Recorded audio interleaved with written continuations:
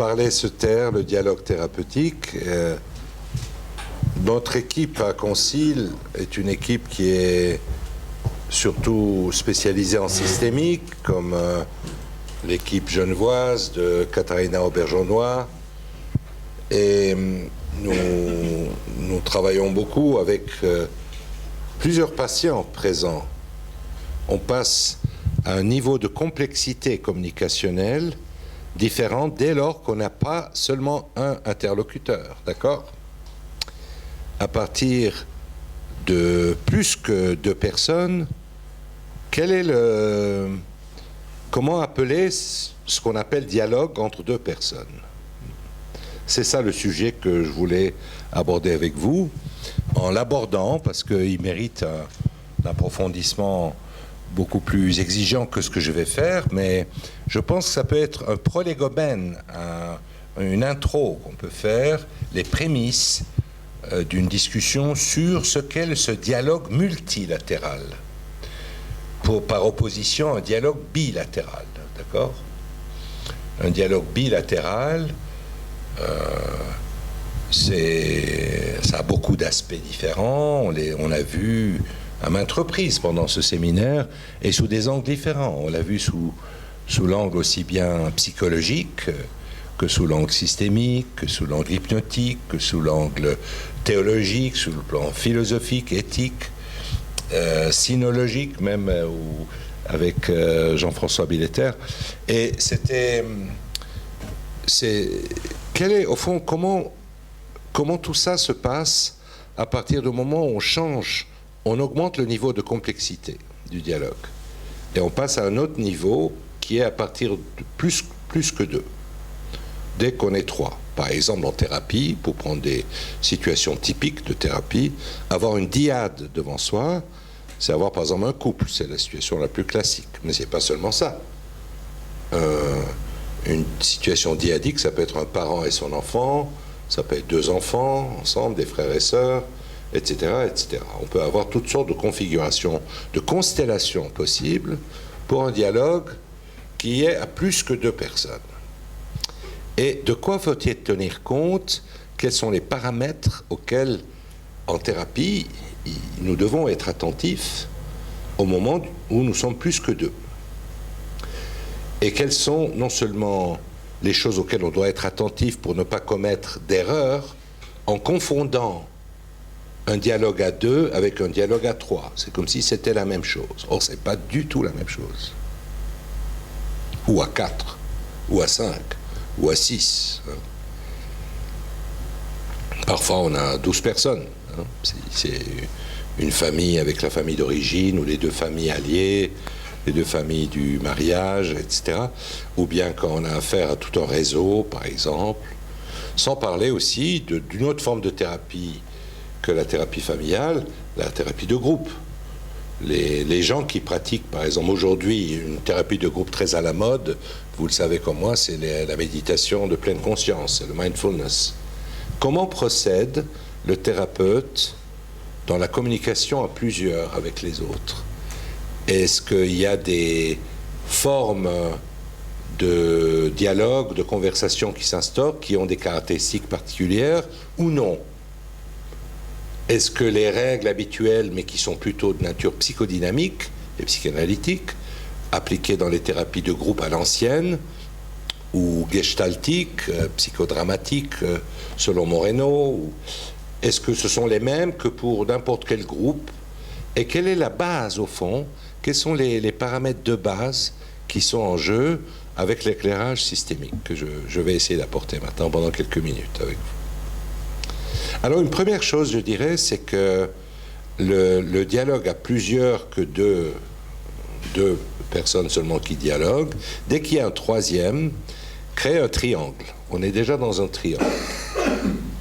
Et on a déjà parlé des triangles émotionnellement instables, par exemple. C'est une des théories du triangle. Il y a beaucoup de théories du triangle.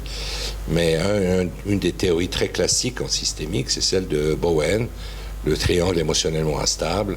Mais je ne vais pas revenir là-dessus. Ce n'est pas ça qui m'intéresse aujourd'hui. J'aimerais aller un peu plus loin dans des questions d'exigence où, L'alliance doit être préservée, puisque c'est la règle de toute thérapie, vous le savez bien.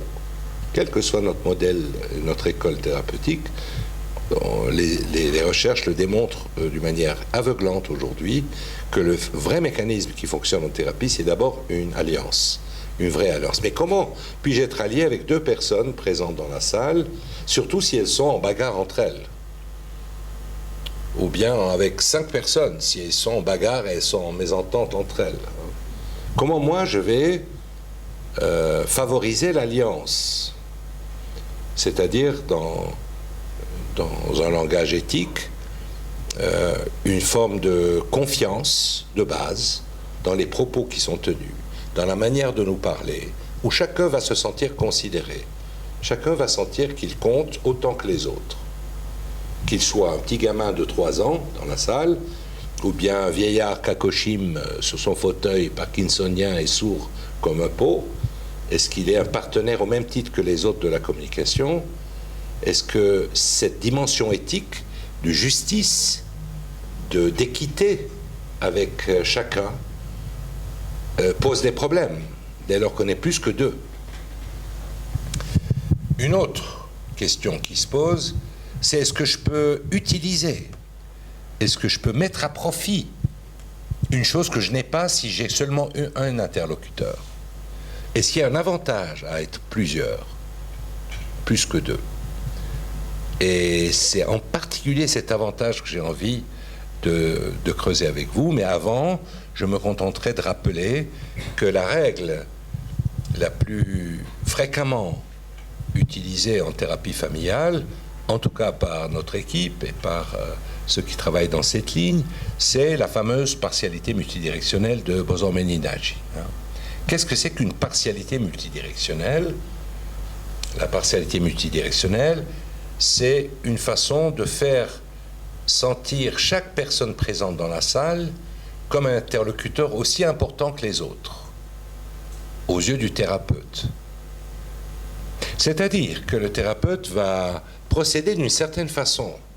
Il y a une technique de la partialité multidirectionnelle que d'ailleurs les thérapeutes apprennent dès la base pour s'exercer à le faire correctement et pas n'importe comment, parce que les conséquences peuvent être très néfastes à la thérapie. C'est de travailler d'une manière séquentielle. Je donne la parole à chacun. Et là, j'ai le choix entre plusieurs modèles de la circulation de la communication. Un modèle, c'est le modèle dit en entonnoir, c'est-à-dire que la famille est assise ici, et puis le thérapeute est ici. Le modèle en entonnoir, c'est que le thérapeute s'adresse séquentiellement. Boson-Meninagi faisait beaucoup comme ça, travaillait beaucoup comme ça. C'est à lui qu'on parle. C'est vers lui que viennent les réponses. C'est lui qui les sollicite. C'est lui qui s'adresse aussi à qui il pense devoir s'adresser pendant l'entretien. Mais il va veiller d'une manière très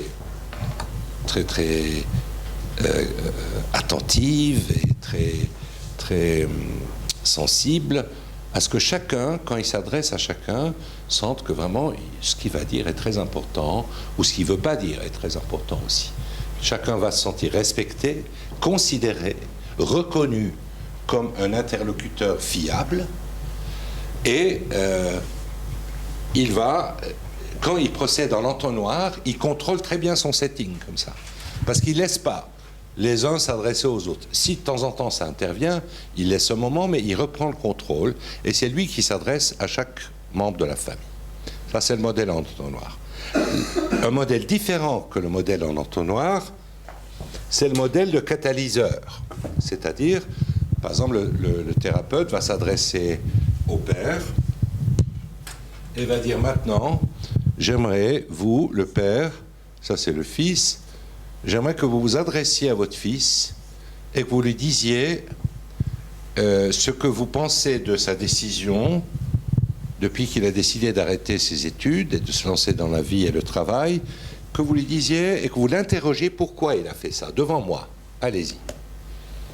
Et puis chaque fois que le père se tourne vers le thérapeute pour dire « Mais je lui ai dit combien de fois ?» Non, regardez votre fils, c'est à lui que vous parlez, pas à moi. Ça, c'est la tâche de catalyseur, n'est-ce pas? Maintenant, vous parlez à elle, à lui. Maintenant, vous parlez entre vous, pas avec moi. Je casse le modèle en entonnoir, mais je garde un contrôle de ce qui se passe entre eux. C'est-à-dire que là où mon action intervient, c'est sur l'espace dont nous parlait Naoum, l'espace entre eux. Ce fameux espace, c'est là où se fait l'intervention. Tandis que lorsque, en vers, j'interroge chacun, l'espace, il est entre chacun et moi, pas entre eux. Voyez-vous la différence? Ça, c'est deux variantes très importantes de processus du dialogue multilatéral que peut utiliser le thérapeute. Et c'est très intéressant d'être conscient de ce que le thérapeute est en train de faire quand il fait ça. Parce qu'il peut se rendre compte que pour être équitable sur le plan de la partialité multidirectionnelle, il ne va pas seulement s'intéresser à une dyade, que le père parle avec le fils. Non, après, je voudrais que la mère interroge le père sur ce qu'il a dit au fils. Et ainsi de suite, n'est-ce pas? Et il va avoir le souci, est-ce que j'arrive à faire communiquer plusieurs dans la séance, ou bien est-ce que je vais diluer ça sur plusieurs séances? Au cours de chaque séance, plutôt une dyade aura la prééminence, et au cours d'une autre séance, c'est une autre dyade ou une autre triade. Parlez à trois maintenant. J'aimerais que vous parliez entre vous trois et que vous débattiez sur la décision à prendre sur qui va habiter avec qui des enfants au moment de votre divorce. Maintenant, débattez entre vous, pas avec moi, entre vous. J'aimerais que vous débattiez. Et je me réserverai le droit d'intervenir, d'interférer dans le dialogue, si je sens que l'un ne peut pas s'exprimer assez bien, que l'autre l'empêche de s'exprimer, ou si vous êtes comme dans une impasse, ou que vous êtes dans une... pas McLockett, pas une vraie McLockett, mais peut-être que vous pourriez en faire une. Je ne sais pas si on pourrait utiliser, je n'ai pas encore fait ce genre de choses. Mais ça, c'est une règle de base du travail systémique avec un groupe qui dépasse 2 personnes, n'est-ce pas? Donc, 2 fonctionnements, en entonnoir ou interactif, circulaire entre eux, que je dois catalyser. Maintenant, un parti que je peux tirer de la présence d'autres gens que juste mon interlocuteur, ça c'est très intéressant. Et ça c'est une chose que j'explore depuis maintenant 3 ans environ, en particulier à la Salpêtrière, depuis que nous recevons à la Salpêtrière avec Catherine Bouchara, des familles qui viennent ici avec des enfants symptomatiques, hospitalisés, qui ont des syndromes assez sévères, des dépressifs graves, suicidaires, des enfants même de 8-9 ans suicidaires, ou des enfants autistes, ou des enfants qui souffrent de troubles graves des tics, des syndromes de tics tels que le tic de Gilles de la Tourette, etc., syndrome de Gilles de la Tourette. Nous avons affaire à des situations assez tendues, et puis non seulement il y a la famille qui est là, une seule fois, elle vient, avec moi qu'elle ne connaît pas, c'est moi qui mène l'entretien en général, Catherine est là, mais c'est moi qui mène l'entretien. Et puis, en plus, entre 10 et 20 cliniciens, selon les soirées, qui sont là, présents, tous des spécialistes en thérapie familiale ou en hypnose. Et c'est parce qu'on fait aussi de l'hypnose avec la famille parfois, c'est pour dire la complexité. Mais ça m'a amené à être très attentif à un phénomène donc on a évoqué déjà ici, une fois ou l'autre, et je trouve très intéressant à vous le signaler, c'est ce qu'on appelle l'effet d'audience. L'effet d'audience. Utiliser l'effet d'audience. Qu'est-ce que c'est que l'effet d'audience? C'est un psychologue américain, Norman Triplett, qui à la fin du XIXe siècle a défini ce concept. Pour dire que l'effet d'audience, c'est l'influence qu'a une observation d'un comportement sur ce comportement. Le simple fait qu'il y ait un public qui m'observe modifie mon comportement. Il a constaté ça à partir d'une première recherche qui était très intéressante, mais banale, qui s'est répétée des millions de fois par la suite dans les sports. C'est si on chronomètre des cyclistes ou des coureurs, leur performance s'améliore. Cet effet d'audience, c'est comme un effet de miroir, d'audience, qui a pour principale conséquence d'amplifier ce qui est dit, montré, partagé, communiqué entre les gens. Et d'utiliser l'effet d'audience, c'est par excellence quelque chose qu'on peut faire à partir du moment où on est plus que deux. Car dès qu'il y a un tiers, il assiste à non seulement ce que me dit son compagnon ou son partenaire, mais à ce que je dis à son partenaire. Et la manière dont ça se passe entre nous est influencée par le fait que le tiers nous observe. Par exemple, je suis en train de parler avec un enfant décrit comme hyperactif, incapable de se concentrer, devant ses parents. Et dans ma manière de parler avec lui, il est calme, il est concentré, il est en train de... Expérience qu'on fait souvent en thérapie entre nous. C'est que tout d'un coup, quelque chose dans ma façon de fonctionner avec le patient, ma façon de communiquer avec lui est novateur pour les autres. Et ils sont en train d'observer ça, et ils ont assimilé ça. Ça, c'est une chose qui va être déjà très intéressante par un effet qu'on appelle, qu'on connaît bien en thérapie, c'est le modeling.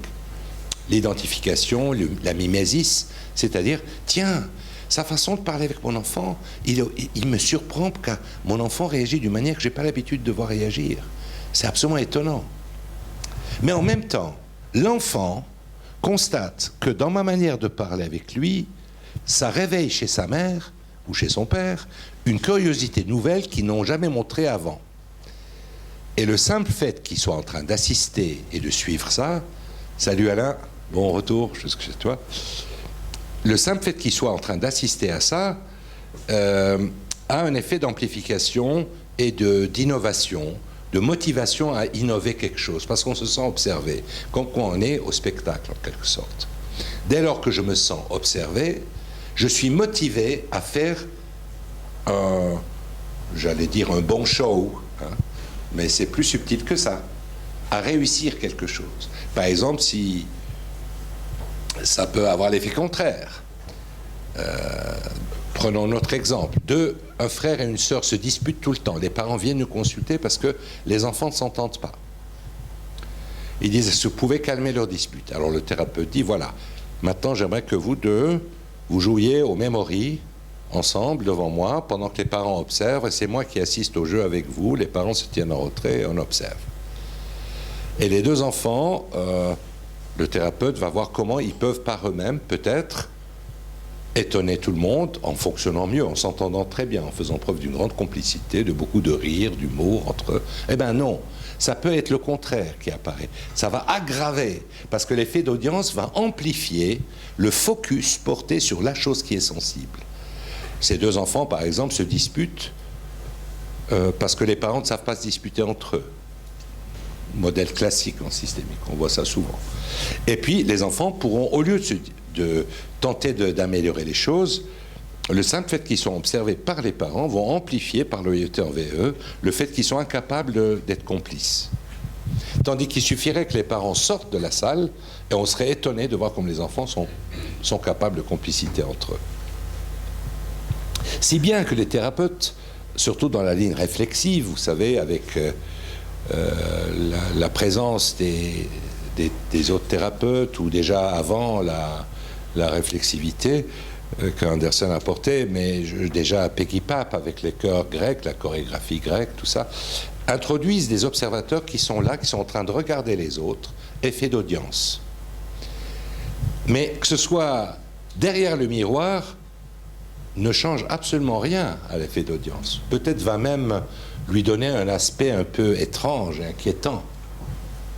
Moi, je ne fais plus avec le miroir depuis longtemps. Je préfère qu'on soit dans la salle et qu'on se voit. C'est ce que je fais à la Salpêtrière, en tout cas. Et on a fait ça quelquefois à la CIMI, à Concile, d'être attentif à comment les observateurs qui soient là, physiquement présents. Mais l'effet ne signifie pas que c'est toujours du bon. C'est pour ça que je vous donne cet exemple.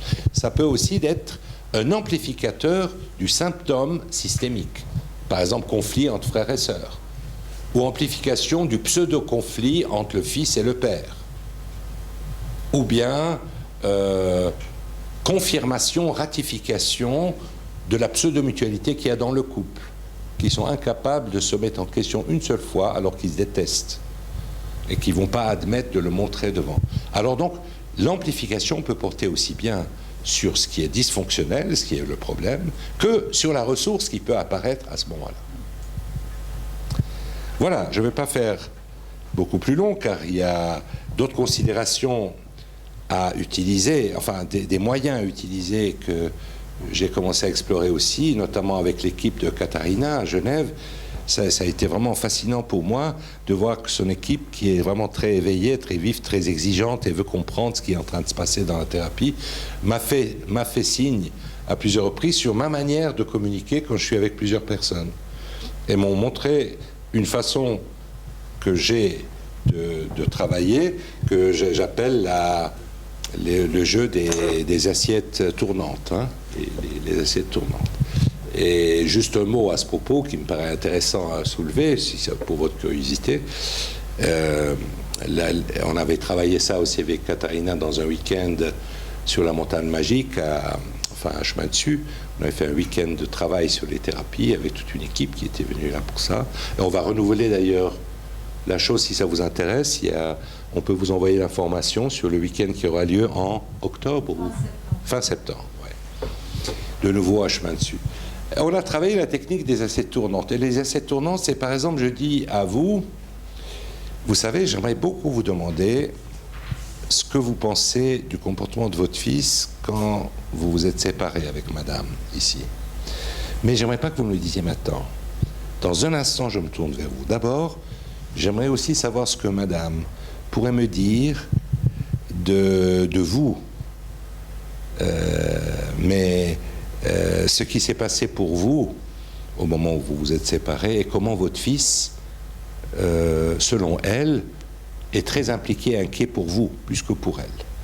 Mais avant que vous, madame, vous me parliez de ça, j'aimerais bien t'interroger, toi, le fils, mais pas sur ce que je viens de demander à ton père, sur toute autre chose. Est-ce que ça fait combien de temps que tu as pu revu ton oncle maternel, le frère de ta mère, que ton père n'aime pas du tout, hein, par exemple. Et puis je suis en train de pas. Et au moment où tu commences à me répondre, je te laisse me répondre un peu, puis je me tourne. Mais alors au moment où vous savez maintenant ce que vous allez me dire, qu'est-ce que j'ai fait? J'ai créé une attente, une expectative, une sorte de ce que j'appelle aussi parfois l'effet de tam-tam. Hein. On va en systémique, on utilise parfois ce terme en hypnose aussi. C'est avant de faire une prescription ou de faire un recadrage, une connotation quelconque, on annonce qu'on va la faire. On annonce qu'on va la faire. C'est une annonce et on prépare. Et le focus d'attention va augmenter. C'est une manière d'amplifier encore l'effet d'audience qui lui-même est un amplificateur. Voilà quelques aspects techniques de la manière de travailler le dialogue thérapeutique à partir de plus de 2 personnes. C'est les questions qui se posent. Il y en a quelques autres qui se posent, mais je ne vais pas les aborder ce soir. Nous n'avons pas le temps de creuser ça. Et puis, c'est un domaine assez complexe qui demande vraiment de décortiquer d'autres questions aussi, notamment les questions d'ajustement entre chacun, d'ajustement éthologique, pas seulement d'ajustement dans le dialogue, dans la discussion, mais toutes les questions de posture corporelle. Par exemple, comment je suis en alliance avec madame en parlant avec monsieur. Alors on utilise beaucoup là le langage non verbal. Par exemple, je peux croiser mes jambes exactement comme monsieur, me tenir aussi comme lui, et même garder un cil, et puis être exactement dans la même posture tout en parlant avec madame. Mon message corporel, c'est de dire à monsieur, je suis avec toi pendant que je suis avec elle aussi. Vous voyez ? Ça peut être d'autres gestes, beaucoup de... mais cette dimension-là demanderait aussi à être creusée.